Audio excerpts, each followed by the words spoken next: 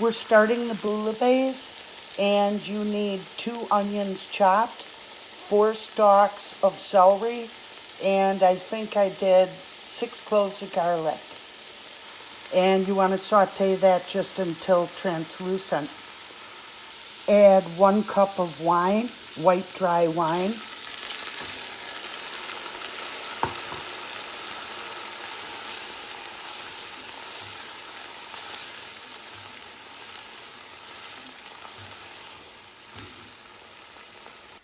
Add 2 cups of seafood stock. I've already added 1.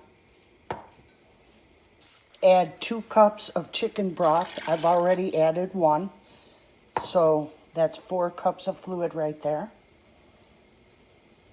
Okay, we're going to throw in bay leaf and all the spices. In here we have 2 teaspoons of sweet paprika, 2 teaspoons of dried thyme, 1 teaspoon of celery seed, and a half a teaspoon of cayenne pepper, as well as a bay leaf. And we're going to get this simmering and get it going. Adding in 4 tablespoons of tomato paste, and we'll get that all incorporated.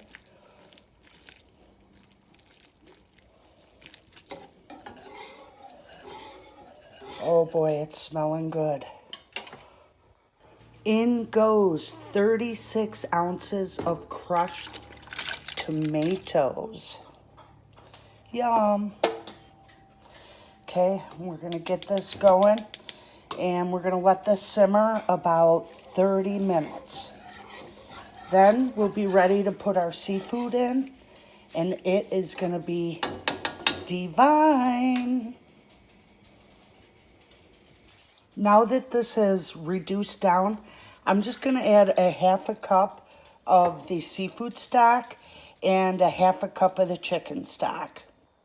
Now I'm going to go ahead and pulse this a little bit. You certainly don't have to do this. I'm just going to make it a little bit smoother. Not much, because I still want those chunks of vegetables in my stew. So that's about it. If you don't have one of these, that's fine. You can bypass this step completely, or you can use a hand blender with the beaters. Okay, I'm going to stir this up, and we're going to get ready to drop our seafood. So here's all my seafood scrubbed and cleaned. This is a perfect dish for if you like seafood. This is a dynamite dish for Christmas Eve. And the key is, though, you got to get fresh seafood. You got to bite the bullet and go to your local fishmonger. If you get seafood from the grocery store, it is just not going to be the same. So what I have here are fresh cherry stone clams. I have mussels, scallops, shrimp, and then I have a split lobster tail that I split in half. So we're going to go ahead and drop this in. If there's not enough tomato sauce to handle it all, then we'll just add a little bit more seafood stock and chicken stock. And there you have it. Okay, we're going to start with the clams because they take longer. And we'll also throw in the mussels. And once those start to open, we will toss in the rest of the seafood. So I'm going to go ahead and toss all that in there. I'll be back with you. Okay, so these have opened. I'm going to add just a tablespoon of sugar because this is a little acidic, and that sugar will cut that down. And then I'm going to go ahead and stir it up, and then we're going to add the other seafood. Okay, I have all the seafood incorporated and submerged.